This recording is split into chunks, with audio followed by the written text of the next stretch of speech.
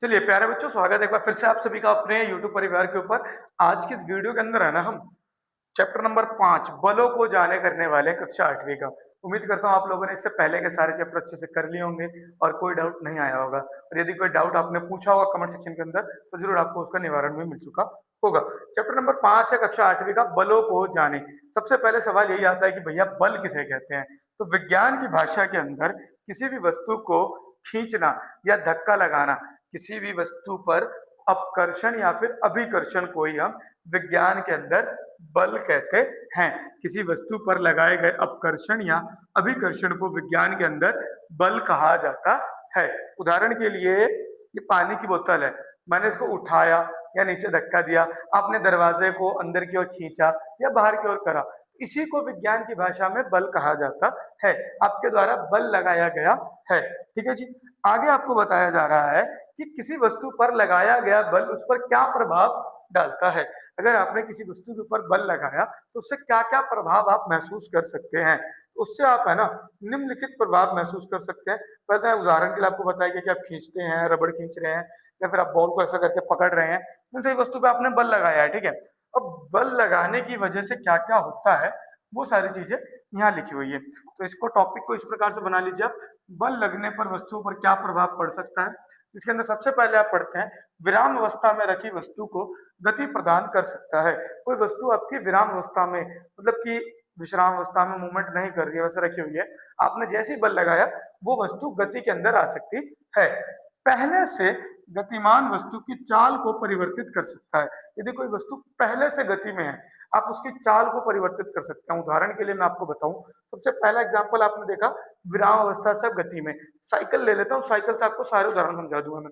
Cycle में विश्राम में खड़ी थी, आपने पैर से पेडल मारा, बल लगाया, तो आपकी जो वस्तु थी वो गति में आगे साइकिल आपकी चलने लगी। ठीक है जी।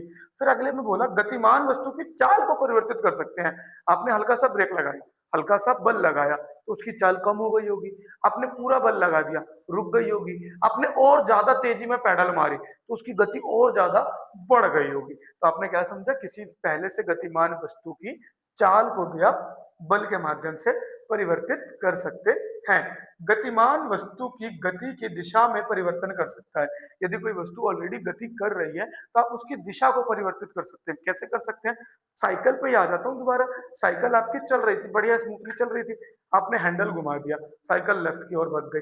आपने हैंडल इधर घुमा दिया, साइकिल राइट की ओर चली गई। कहीं ना कहीं आपने उसकी दिशा में परिवर्तन किया ना। या फिर बॉलर जो था आपकी तरफ बॉल फेंक रहा था, आपने बैट से हिट करा, आपने लेफ्ट में हिट कर दिया, उसकी गति लेफ्ट की तरफ जाने लग गई। मान लो इधर पूरब था, पूरब में बॉल फेंक रहा था, पश्चिम से बॉल पूरब में आ रही थी, आपने ना उत्तर में फेंका ना दक्षिण में, आपने दक्षिण और पश्चिम के बीच में बॉल की दिशा बना दी, तो आपने दिशा में परिवर्तन कर दिया बल लगाने की वजह से। वस्तु के आकार में परिवर्तन ला सकता है। आकार में परिवर्तन कैसे ला सकता है, उदाहरण के लिए आप सोफे पे बैठे, सोफे का आकार चेंज हो गया होगा। आपकी मम्मी ने आटा गूंथा, उसके बाद आटे की लोई बनाई, लोई जो था आपके बॉल के आकार का था, लेकिन फिर उसको रोटी बेल दिया, बेलने के बाद वो एक वृत्त के आकार का बन गया। तो आपने क्या समझा, गोले से वृत्त आकार में परिवर्तन ला सकती है बल के माध्यम से। आप सोफे पे बैठते हैं, सोफा ऐसे धस जाता है, आकार में परिवर्तन आ गया। या फिर आपने बहुत सारी चीजें देखी होंगी रबड़ वगैरह की, जिस लोहे की चीज, बल से आपने उसको मोड़ दिया तो आकार में परिवर्तन ले आए आप उसके। और इनमें से कुछ या सभी प्रभाव भी उत्पन्न कर सकता है बल। जरूरी नहीं है कि सभी उत्पन्न हो और ये भी जरूरी नहीं है कि कोई सा भी उत्पन्न हो। कोई ना एक प्रभाव तो आपको जरूर देखने को मिल सकता है बल लगाने पर। ठीक है जी। क्या बल दो अथवा दो अधिक वस्तुओं के बीच में पारस्परिक क्रिया करता है, तो इसका जवाब हो जाएगा हाँ। बल दो वस्तुओं के बीच में पारस्परिक क्रिया करता है। उदाहरण के लिए मैंने जब साइकिल का एग्जांपल लिया, तो साइकिल पे जब आप पैडल लगा रहे थे तो आपका जो एक पैर था एक वस्तु, दूसरा आपका साइकिल का पेडल दूसरा वस्तु, दोनों के बीच में मिल करके क्रिया हुई ना, दोनों आपस में एक दूसरे से कनेक्ट हुए ना, बिना जुड़े तो काम हुआ नहीं। तो हाँ, बल जो होता है दो वस्तुओं के बीच में पारस्परिक क्रिया करता है। देख यहाँ पे बता रहे कि आपने मेज को धक्का लगाया, वस्तु को खींचा, तो कहीं ना कहीं आप अपने हाथ और उस बीच के बीच में एक कनेक्शन बना करके कार्य कर रहे हैं। यहाँ पर इंपॉर्टेंट चीज बताई गई है, बल जो होता है किसी वस्तु पर लगने वाले आकर्षण या विकर्षण जो उस वस्तु की किसी अन्य वस्तु के साथ परस्पर क्रिया का परिणाम होता है, इसको आप बल कहते हैं। बल का जो एसआई मात्रक जो है ना वो न्यूटन होता है, इसका प्रतीक कैपिटल एन होता है। ध्यान दें कि बल के मात्रक न्यूटन को जब किसी वाक्य में अंग्रेजी में लिखते हैं तो इसके पहले अक्षर को अंग्रेजी वर्णमाला के छोटे अक्षर एन से प्रारंभ करते हैं, न्यूटन लिखते हैं, किंतु इसके प्रतीक को अंग्रेजी वर्णमाला के बड़े अक्षर एन से दिखाते हैं। उदाहरण के लिए मैंने बोला कि मैंने 4 न्यूटन का बल लगाया, तो अगर मेरे को पूरा लिखना है तो मैं ऐसे लिखूंगा 4 NEWTON न्यूटन। लेकिन अगर सिर्फ लेटर में लिखना है तो 4 और कैपिटल एन बना दूंगा, ये भी 4 न्यूटन को दर्शा देगा। ठीक है, ये इंपॉर्टेंट था। इसके आगे हम बढ़ते हैं। बलों के विभिन्न प्रकार क्या हैं? बल कितने प्रकार के होते हैं? तो सामान्य भाषा में अगर मैं आपको बताऊं तो बल आपके 2 प्रकार के होते हैं। कौन कौन से? एक होता है आपका संपर्क बल, एक होता है आपका असंपर्क बल। सबसे पहले आपको संपर्क बल के बारे में बताया गया है, तो आइए सबसे पहले हम संपर्क बल के बारे में समझते हैं। तो एक ऐसी स्थिति जिसके अंदर है ना, कई स्थितियों में हम पाते हैं कि वस्तु पर बल लगाने के लिए हमारे शरीर और वस्तु के बीच भौतिक संपर्क आवश्यक है। यह संपर्क या तो प्रत्यक्ष हो, जैसे हमारे हाथों से या शरीर के अन्य अंगों द्वारा वस्तु पर लगाया जा रहा हो, या अप्रत्यक्ष हो, जैसे कि किसी छड़ी या फिर रस्सी के माध्यम से। उदाहरण के लिए मैंने लेट से 15 अगस्त पे पतंग उड़ा रहा था, हमने मांझे से पतंग को फंसाया और खींचा। खींच तो मैं रहा हूँ अप्रत्यक्ष रूप से, क्योंकि बीच में मांझा बीच में आ रहा है, या फिर साइकिल वगैरह वाले एग्जाम्पल में डायरेक्ट कनेक्ट हो रहे थे। तो इसको ही है ना, इस प्रकार के बल को जब आप वस्तुओं के बीच भौतिक संपर्क होने पर उत्पन्न होते हैं, प्रकार के बल जो वस्तुओं के बीच भौतिक संपर्क होने पर उत्पन्न होते हैं, संपर्क बल कहलाते हैं। ऐसे प्रकार के जितने भी बल होंगे जिसके अंदर संपर्क के बाद ही बल उत्पन्न होगा, वो सारे के सारे बल क्या कहलाते हैं? आपके संपर्क बल कहलाते हैं। संपर्क बल के अंदर सबसे पहले हमें जिसके बारे में पढ़ना है वो है आपका पेशीय बल। मांसपेशियों के द्वारा जितना भी बल लगता है ना, वो सारा का सारा आपका पेशीय बल कहलाता है। उदाहरण के लिए अगर हम देखें तो यहाँ पर आपको बताया गया सबसे पहले तो मांसपेशियों की क्रिया के कारण उत्पन्न होती है। मांसपेशियों की क्रिया के कारण उत्पन्न, डेफिनेशन जो आप लिखेंगे तो इतना लिखेंगे, मांसपेशियों की क्रिया के कारण उत्पन्न बल को ही आप पेशीय बल कहते हैं। पेशीय बल तब उत्पन्न होता है जब मांसपेशी किसी भी गतिविधि के करते समय सिकुड़ती या फिर फैलती है। अब उदाहरण के लिए आपका चलना, दौड़ना, उठना, धक्का देना, कूदना, खींचना, ये सारे के सारे बल आपकी मांसपेशियों की क्रिया की वजह से हो रहे हैं। मांसपेशी नहीं हिलेगी तो नहीं होगा। ये सारे के सारे उदाहरण आपके पेशीय बल के हो जाते हैं। उदाहरण के लिए आपको दिखाया गया कि बकरी जो दौड़ रही है, सांप जो है रेंग रहा है, डॉल्फिन मछली उछल रही है, बच्चा चलने की कोशिश कर रहा है, बच्चा चल रहा है, पक्षी उड़ रहा है। तो इन सभी में इन सभी के मांसपेशी इस्तेमाल में आ रहे हैं ना, ये सारा का सारा आपका पेशीय बल का उदाहरण हो जाएगा। लाइक ये भी गाय गाय भैंस वाला भी आपको उदाहरण दे रखा है, सब पेशीय बल हो जाता है। सेकंड बल आपके पास आता है, इसको बोलते हैं आप घर्षण बल। अब घर्षण बल क्या होता है? समतल भूमि पर, उदाहरण के लिए मैं आपको बताऊं, अगर मान लेते हैं मेरा समतल भूमि है, आपके बेड के ऊपर मैंने ऐसे पेन घुमाया ना, तो एक पल के बाद वो रुक जाएगा। लेकिन अगर मैंने टाइल पे घुमाया तो बिल्कुल स्मूथली मूव कर जाएगा। ऐसा क्यों हुआ? ऐसा इस वजह से हुआ क्योंकि घर्षण की वजह से हुआ। यहाँ पे डेफिनेशन दे रखी होगी, ये जब कोई भी वस्तु जब कोई वस्तु किसी अन्य वस्तु की सतह पर गति करती है या गति करने का प्रयास करती है, तो बल उस वस्तु की सतह और उसका संपर्क दूसरी वस्तु की सतह से बीच में लगता है, उसे ही घर्षण बल या फिर घर्षण कहते हैं। जब हम ऐसे करके रोटेट कर रहे थे तो कहीं ना कहीं आपके बेड का जो सरफेस था, आपके जो पलंग पर जो चादर बिछी हुई थी, वो हल्की हल्की दरदरी रही होगी, अनियमित रहा होगा, जिसकी वजह से कहीं ना कहीं मूवमेंट नहीं हो पाया। ये घर्षण बल की वजह से हुआ। अगर ये प्लेन होता तो आसानी से मूव कर जाता। उदाहरण के लिए रोड के ऊपर आप पेंसिल घुमाइए, नहीं घूमेगा। आप अपने स्टडी टेबल के ऊपर घुमाइए तो आराम से घूम जाएगा, वो मुलायम है, यानी कि वहां पे घर्षण कम है। तो इससे एक चीज और आप लिख लीजिए, समझने की कोशिश कीजिए, जो कि मैं आपको बता देता हूं। घर्षण और फिसलना, किसी भी चीज का फिसलना, दोनों आपस में मिले जुले होते हैं। घर्षण अगर बढ़ेगा ना तो इंसान कम फिसलेगा, कोई भी वस्तु कम फिसलेगी, और घर्षण अगर घटेगा तो फिसलना ज्यादा शुरू हो जाएगा। उदाहरण के लिए आपको दिया जाएगा कि ट्रॉली बैग्स के अंदर नीचे चक्के क्यों लगे हुए होते हैं? घर्षण को कम करने के लिए, ताकि वो आसानी से आगे आ सके। आपके जूते के अंदर वो डिजाइन क्यों बना हुआ होता है? आपके टायर में वो कट क्यों बने होते हैं? घर्षण बढ़ने के लिए, ताकि कम फिसले, आप आराम आराम से भी पार कर सके, रास्ते पे आप चल सके। ठीक है, ये याद कर लीजिए, टॉपिक इंपॉर्टेंट रहेगा आपके लिए। इसके बाद हम आगे बढ़ते हैं। घर्षण के बाद आपको क्या बताया गया? घर्षण के बाद आपको बताया गया है असंपर्क बल। संपर्क बल आपने सीख लिया, वस्तु के बीच में जब भौतिक संबंध उत्पन्न होने के कारण बल लगेगा उसको आप संपर्क बल कहेंगे। पेशीय बल आपने देखा, घर्षण बल भी, घर्षण में भी दोनों वस्तु आपस में एक दूसरे से कनेक्टेड थी, इसलिए उसको भी संपर्क बल में रखा है हमने। अब आ जाता है आपके पास असंपर्क बल। तो ऐसे वस्तु, ऐसे बल जिसके अंदर है ना,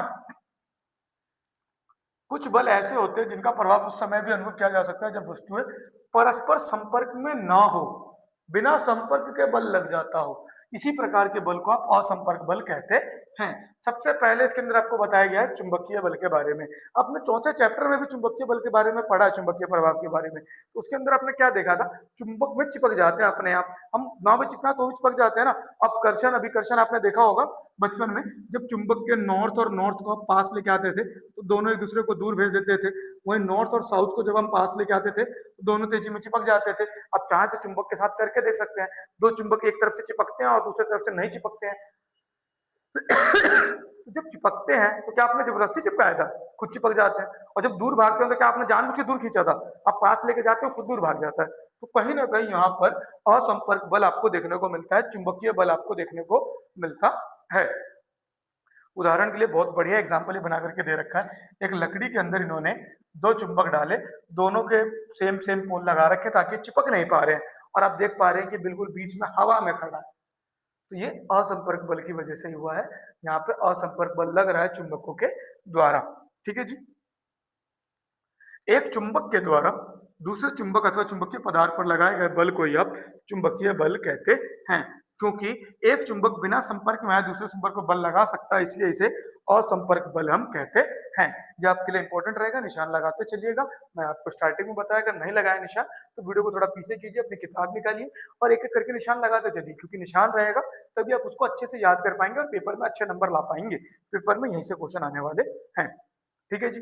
इसके बाद आता है स्थिर वैद्युत बल। ये तो डेफिनेटली मैं मानता हूं हर बच्चे ने अपने स्कूल के अंदर स्थिर वैद्युत बल का एक्सपेरिमेंट करके देख रखा है, बस पढ़ा नहीं होगा वो अलग बात है। आप लोगों ने बचपन में स्केल अपने सर पर रगड़ के इस प्रकार से कागज के टुकड़े, पेंसिल के टुकड़े उठाने की कोशिश करोगे छिलके। क्या इन दोनों के बीच में कोई संबंध होता है? आज दोबारा से ट्राई करके देख लीजिए, बिल्कुल संपर्क नहीं होता, हल्का सा दूरी बना ही रहेगा और इस प्रकार से होता हुआ दिखाई देगा। इसी प्रकार के बल को आप स्थिर वैद्युत बल कहते हैं। यहाँ पर आपको बताया गया डेफिनेशन के अंदर कि जब कुछ निश्चित पदार्थों से बनी दो वस्तुओं को आपस में रगड़ा जाता है तो उनकी सतहों के पर विद्युत आवेश उत्पन्न होते हैं। इन आवेश को स्थैतिक आवेश कहा जाता है, क्योंकि ये स्वयं गति नहीं कर सकते। जिस वस्तु पर स्थैतिक आवेश आ सकता है उसे आवेशित वस्तु कहते हैं। एक आवेशित वस्तु और दूसरे वस्तु के बीच में जो बल लग रहा होता है उसी को आप स्थिर वैद्युत बल भी कहते हैं। उदाहरण का एग्जांपल दे रखा है, दो गुब्बारे आपने लटकाए, दोनों सीधे रहेंगे।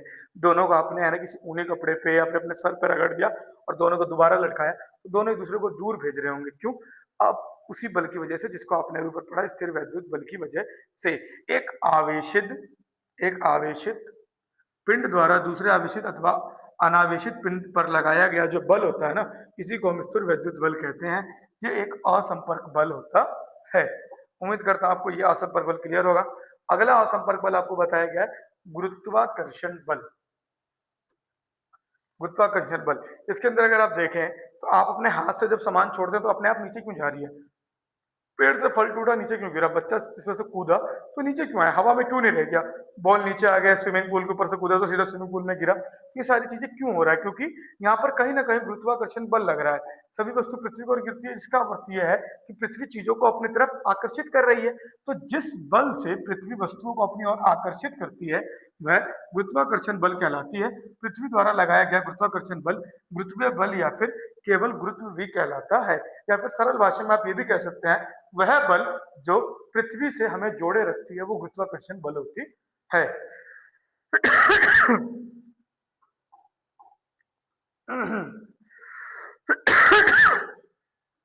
देखिए, वस्तु का ऊंचाई से नीचे करना आमतौर पे आपका गुरुत्वाकर्षण बल है, लेकिन आपने जब वस्तु को ऊपर की ओर फेंका ना, इसी को आप ऊर्ध्वाधरत कहते हैं। इसकी परिभाषा आपको दे रखी है।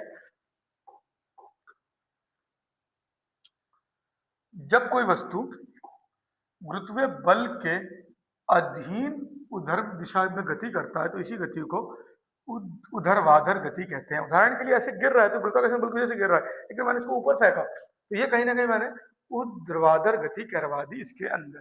ठीक है जी।